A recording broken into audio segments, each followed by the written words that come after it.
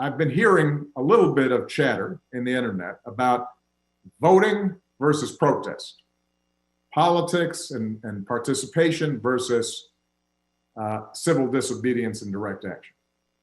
This is not a either or. This is a both and.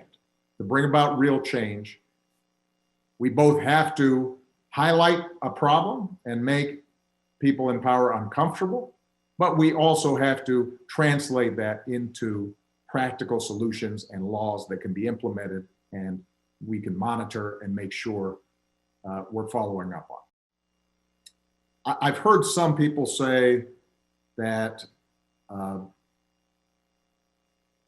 you have a pandemic, then you have these protests. This reminds people of the 60s and the chaos and the discord and distrust throughout the country.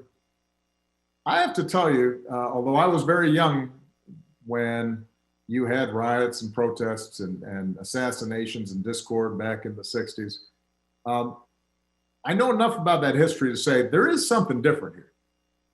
You look at those protests, and that was a far more representative cross-section of America out on the streets, peacefully protesting, and who felt moved to do something because of the injustices that they had seen.